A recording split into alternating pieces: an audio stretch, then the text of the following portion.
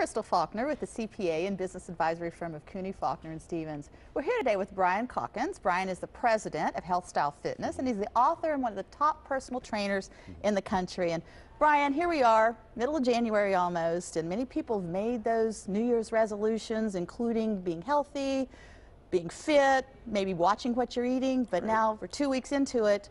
It's tough for some people to stay on track. How do you help folks and your clients stay on track to meet those goals? That's a great question. Well, the first thing we're going to do is find out what their goals are. Everybody is unique in this, in setting goals. Most people, generally New Year's, they want to lose some weight, but we want to attach some meaning. We want to give those goals a bigger power, and we call it the power of why. Why do you want to lose 10 pounds? Why do you want to start an exercise program? And that's where it's unique for each person. You know, some people, you know, they're getting married in 6 months, and that's a super motivated person right there.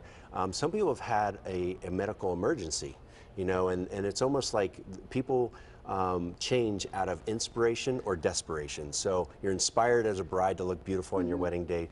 Out of desperation, your doctor says you need to change your lifestyle, otherwise there could be some serious consequences. When there are folks like me who are in the middle of those, I've been married for a while, and thank God I'm still fairly healthy. Absolutely. But for me, I guess what kind of, you know, at my age, I want to stay healthy. It's great for me. I think I'm more productive. That's right. I've got more energy. There are a lot of folks out there just like that. Exercise helps us be more productive at work, both professionally and personally, reduces our stress levels. There's a really neat study that talks about CEOs. The two groups, a CEO group that's exercising consistently, a sedentary group. The exercise CEO group is earning more money. They have lower stress levels. Their critical thinking skills are enhanced. They're more tolerant of their workforce. And so even people, you know, older, in not your age, I mean, you're a younger lady, but I appreciate that, thank you. But as your children start to have children, you're going to have more energy, living longer, stronger years, so you can keep up with your grandkids. Well, and real quick, the way I met you is I'm an adventure boot camper, and I know you run adventure boot camp for women. Let's talk about that real quick and let folks know what that's about in case someone's interested. Okay, Adventure Boot Camp for Women is a 4-week program. It's Monday through Friday. There are options for 3 days per week, 5 days per week. We have 5 locations in Oakley, Anderson, Blue Ash, up in Springboro, southern Dayton, and Florence. And for those on the west side, very excited. We're getting ready. The West Siders have been saying we need one on our side of the woods. So in Bridgetown, we're opening up on February 13th. And I can attest it's a lot of fun. Brian Calkins, thank you so much for being my guest. Thank you. We're going to continue our conversation with Brian on WCPO.com. As I mentioned, Brian, if someone would have told me 2 years ago that I'd be getting up at 5 a.m., headed out and being at boot camp at 5:30, I would have just said they're crazy. But a lot of women do. I mean, in our class, which I go to the one in Oakley, we have, what, 60, 80 women at this thing early in the morning of all shapes, all sizes, of all ages. How do you and why do you choose to cater to women?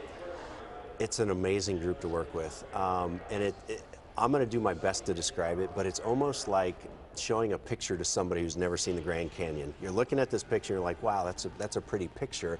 There's a difference when you're actually standing in the Grand Canyon and you got these beautiful, breathtaking views. Is that us? That's us. There's no beautiful, question. breathtaking views. You know, it's an analogy, but it's a very good one because there's this amazing supportive energy. The women support each other.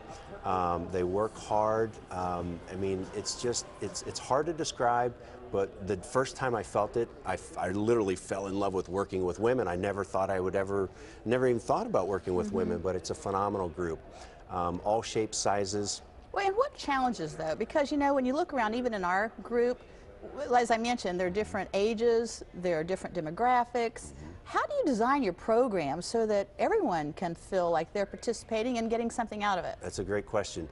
What we do is we tend to do things for a time period as opposed to let's do an exercise for a certain number of reps. So that allows somebody who's been doing boot camp as long as you have compared to somebody, this is their first time working out in 15 years. you're going to use probably a little bit heavier weight than the first time exerciser. In fact, I know that's the case.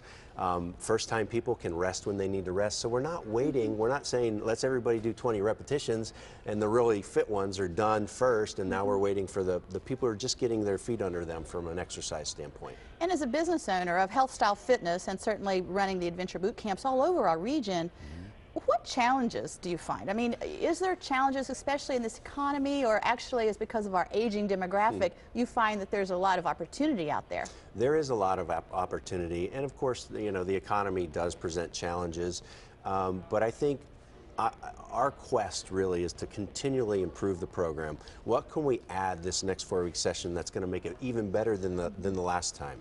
Well, and you know what I think about how you're handling your business, because I mentioned one of those boot campers, and every day you are diligent in sending out a follow-up email. You talk about what we did that morning, but also you bring other stuff into the email, much more than just the physical component. There's mental issues that you also deal with as you work with your clients.